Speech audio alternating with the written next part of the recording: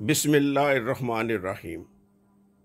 MPhil Urdu fall 2019 semester number 2 के अज़ीज़ तलबा और तालबात अस्सलाम वालेकुम। गुज़श्ता लेक्चर में हमने ड्रामे के दाखिली अनासर के हवाले से किरदार पर रोशनी डाली थी। किरदार ही से मुंसलिक एक अहम दाखिली उनसर मुकालमा है। ड्रामे के हवाले से मुकालमे की तारीफ़ थोड़ी सी मुख्तलिफ है। आम तौर पे मुकालमे की तारीफ़ ये की जाती है कि दो या दो से ज़्यादा अफराद के दरमियान गुफ्तगू, लेकिन हम देखते हैं कि ड्रामे में गुफ्तगू ये ज़रूरी नहीं कि दो या दो से ज़्यादा अफराद ही के दरमियान हो, बल्कि खुद कलामी भी हो सकती है। बाज़ औक़ात ऐसे होता है कि कोई किरदार अपनी ज़ात में अपने आप से मुकालमा कर रहा होता है। दरअसल उसका ये बयान जो वो बज़ाहिर अपने आप से गुफ्तगू के दौरान हमारे सामने लाता है, वो अपने आप से बज़ाहिर तो अपने आप से गुफ्तगू करता है, लेकिन वो अपने अंदरूनी जज्बात, अपनी अंदरूनी कैफ़ियत, अपने इरादों, अपनी तमन्नाओं, अपनी ख्वाहिशात को तमाशाइयों पर वाज़े करना चाहता है। यूं उसका ये मुकालमा जो बज़ाहिर उसकी ज़ात तक महदूद है, वो अब ज़ात तक महदूद नहीं रहा, बल्कि बराह रास्त तमाशाइयों के साथ हो जाता है। तो यूं ड्रामे में मुकालमे की वो अमूमी तारीफ़ जो है वो लागू नहीं होती, बल्कि ड्रामे में ये तारीफ़ थोड़ी सी मुख्तलिफ है। इस हवाले से अगर हम वीवास डिक्शनरी ऑफ लिटरेरी टर्म में मुकालमे की डेफिनेशन को देखें तो वो इसको यूं डिफाइन करते हैं। उनका कहना ये है,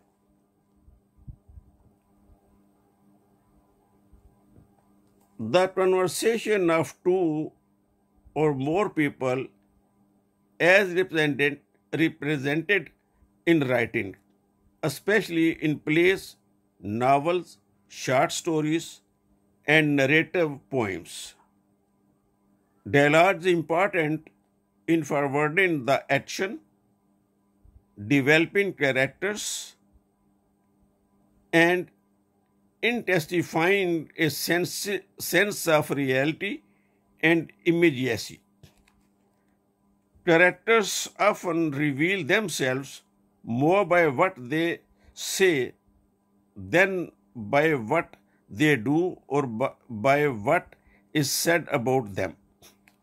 In drama, dialogue is not necessary to be limited only to characters. It can be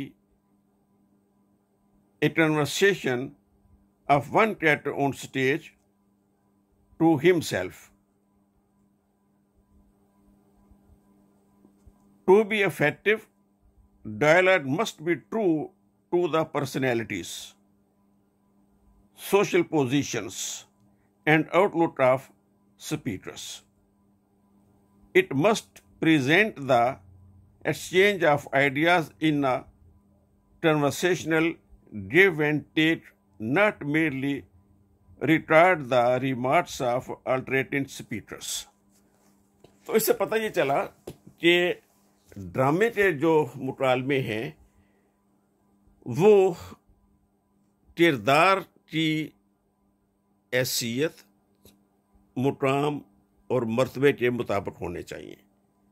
अगर देखा जाए तो ड्रामे का असलूब खुद मज़हबी कुतुब ने भी हमें दिया है।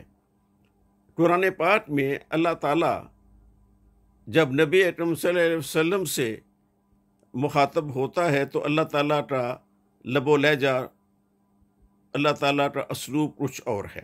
अल्लाह की ज़ात जब आमतुन्नास से मुखातब होती है तो उस वक्त लबो लहजा और मुकालमे का अंदाज़ मुख्तलिफ है, और अल्लाह ताला जब अबू लहब से ख़िताब करते हैं तो उस वक्त उसमें एक गज़ब है और एक गुस्सा है। तो इससे पता ये चलता है कि वो ज़ात जो खालिक़ कुल है वो भी अपनी मखलूक के मुख्तलिफ तबक़ात से मुखातब होते हुए उसका अंदाज मुख्तलिफ हो जाता है। ऐसा ही हमें दीगर कुतुब में भी मिलता है।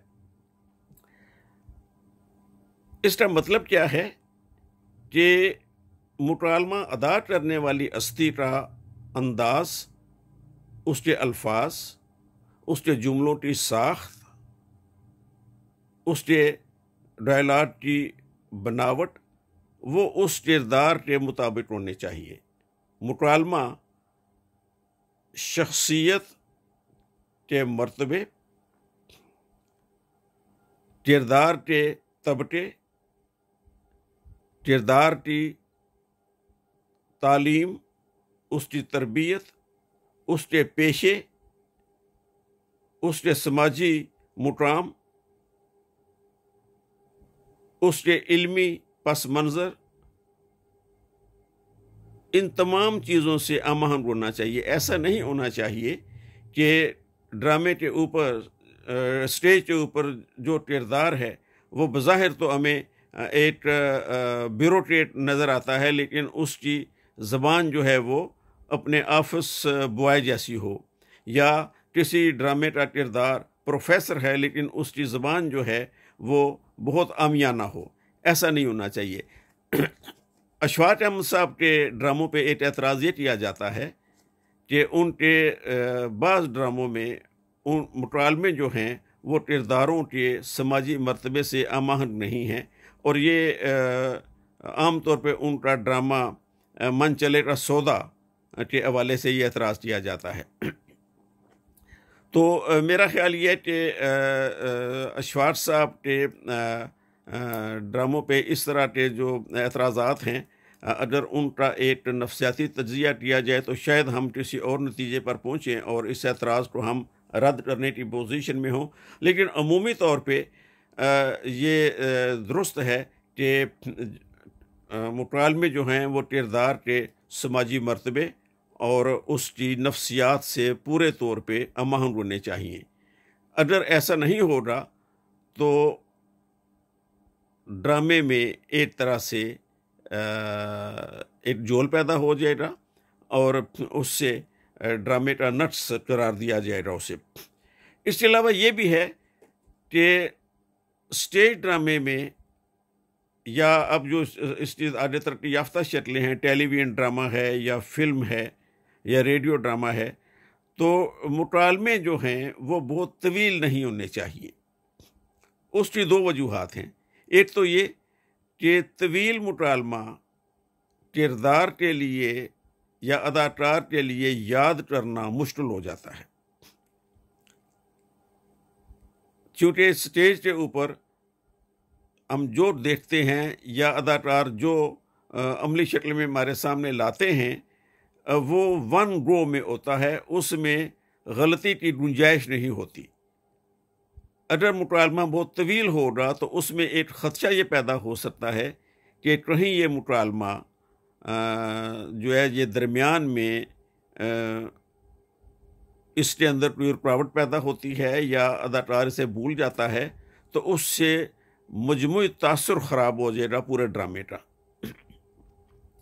एक तो इस वजह से तवील मुकालमा नहीं होना चाहिए। दूसरा फिर ये भी है कि तवील मुकालमा आम तौर पे ख़ताबत बन जाता है, एक लेक्चर बन जाता है, जबकि रोज़मर्रा ज़िंदगी में हमारे गुफ्तगू जो है वो किसी तवील मुकालमे पर मुश्तमिल नहीं होती, बल्कि एक्शन रिएक्शन और सवाल और जवाब की सूरत में हमारी गुफ्तगू होती है आम इंसानों की। तो स्टेज के ऊपर भी ये इसी तरह जो है सवालन जवाबन ये गुफ्तगू होनी चाहिए, ये ख़ताब नहीं बनना चाहिए। क्योंकि जैसा कि हमने ड्रामे की तारीफ़ में ये देखा था कि ड्रामा मुकम्मल ज़िंदगी नहीं होता, बल्कि ज़िंदगी का एक टुकड़ा होता है।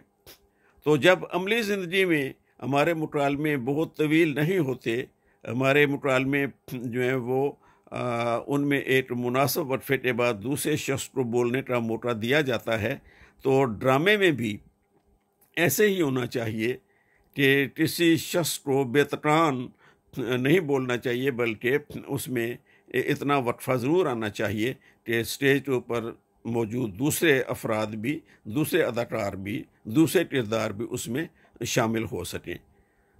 और ड्रामा तो वैसे भी अमल और रद्द अमल का नाम है, तसादुम का नाम है, ट्रश्म ट्रश का नाम है। तो अगर तवील मुकालमे होंगे तो उसमें तसादुम और ट्रश्म ट्रश की ये कैफियत पैदा नहीं हो सकेगी।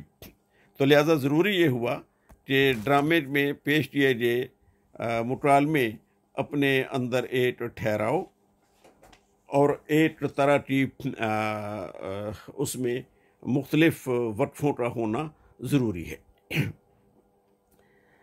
ड्रामे के वाले से एक और दाखिली उनसर जिसका जिक्र यहाँ करना ज़रूरी है, चाहे हम इख्तिसार के साथ ही करें, वो है अदायतकार।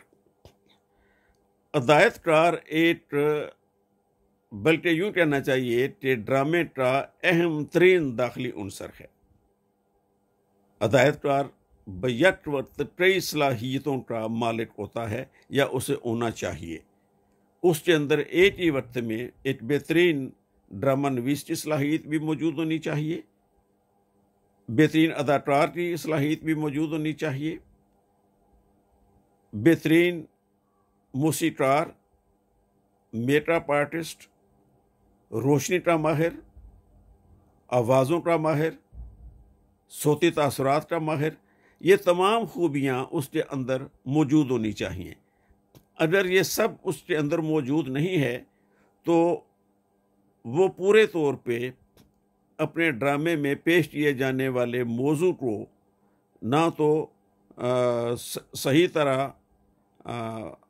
तमाशाइयों तक मुंतकिल कर सकता है और ना ही वो अपने अदाकारों को अदायात दे सकता है कि किस अदाकार ने अपने किस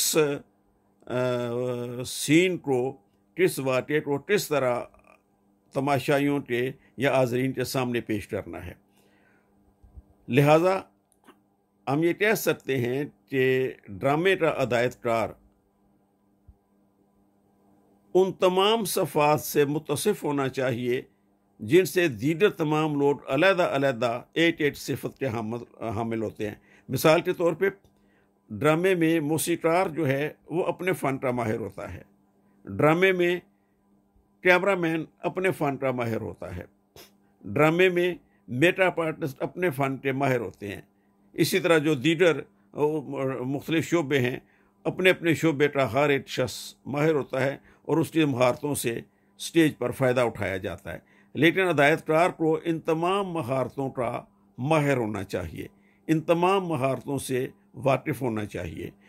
वो इन तमाम महारतों के महासन और अयूब से वाकिफ़ होना चाहिए, तभी वो ये जान पाएगा कि कौन सा पहलू तशना रह गया और कौन सा पहलू पूरे तौर पे पूरी खूबसूरती के साथ, पूरी कुव्वत और तवानाई के साथ ड्रामे पर पेश किया जा सका।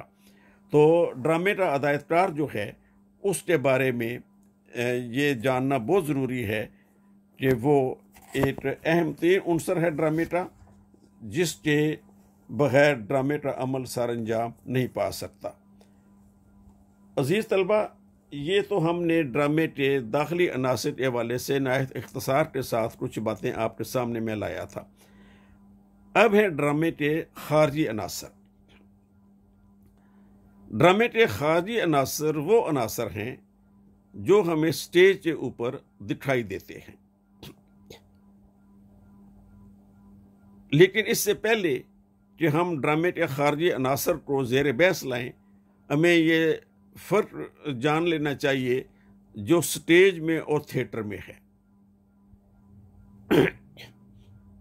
ड्रामा उन दाखिली अनासर का मजमुआ है जिनका जिक्र हम गुज़श्ता 2-3 लेक्चर्स में कर आए हैं, जबकि थिएटर उन तमाम वसाइल के मजमुए का नाम है जिनसे ड्रामे की पेशकश अमली तौर पे मुकम्मल और मुमकिन होती है।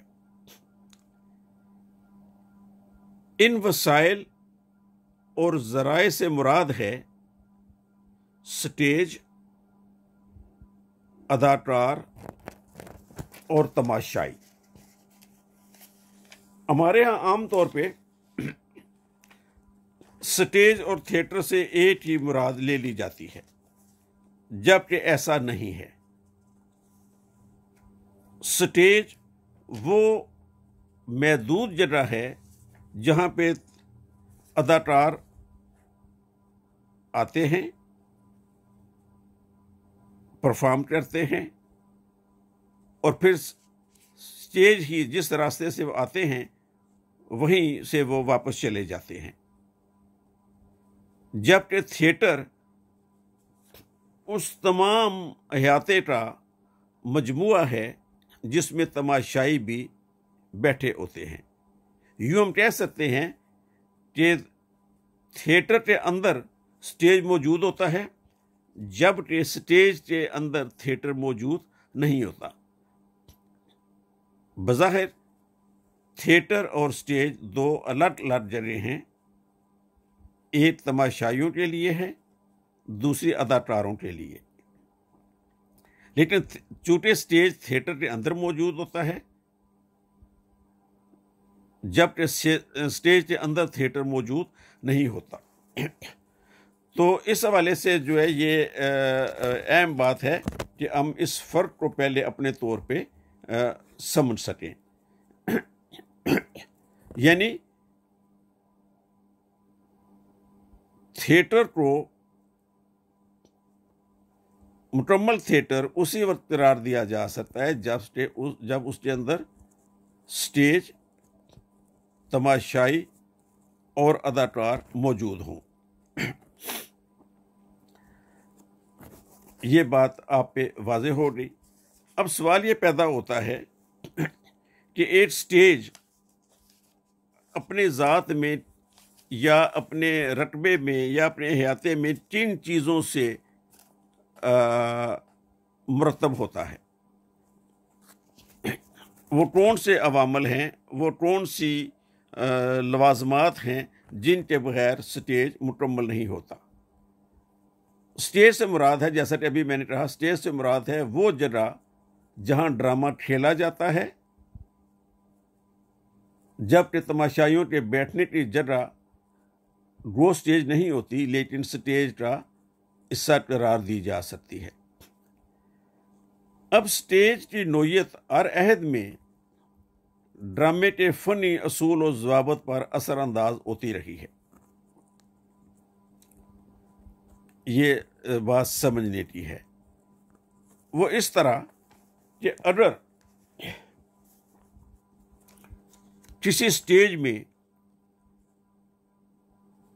ये सहूलत मौजूद नहीं है कि वहाँ पे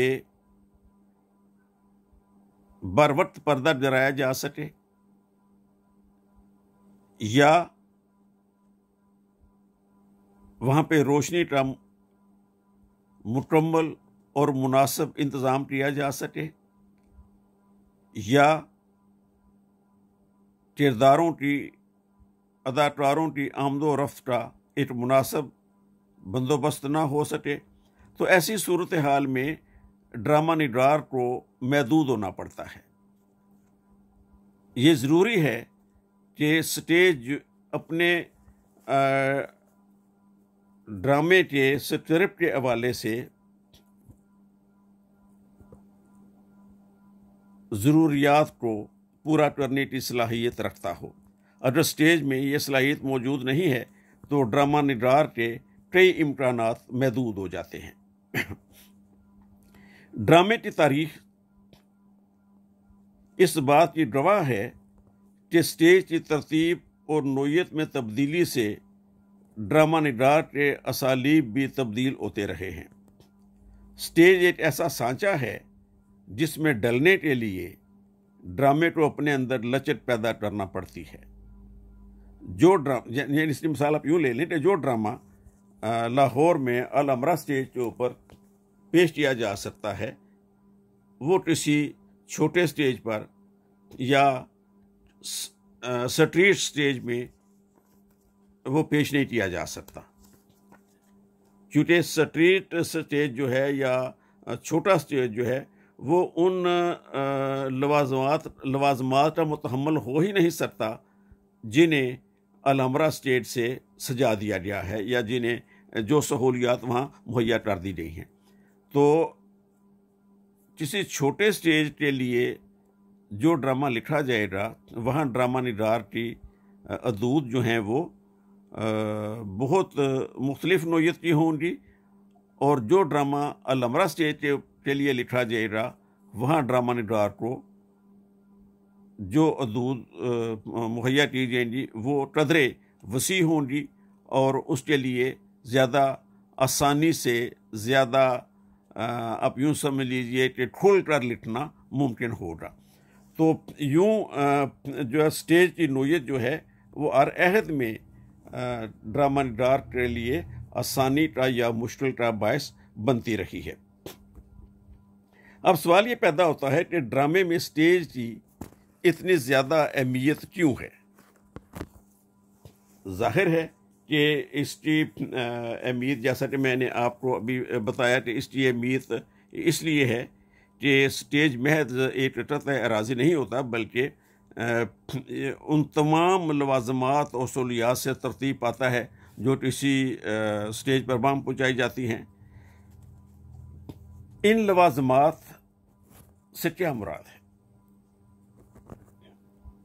अभी दौरान गुफ्तगू मैंने कुछ चीज़ों का नाम लिया था, यहाँ हम तफसील से बयान करेंगे कि इन लवाज़मात से क्या मुराद है। इन लवाज़मात में जो चीज़ें आती हैं उनमें है आवाज़,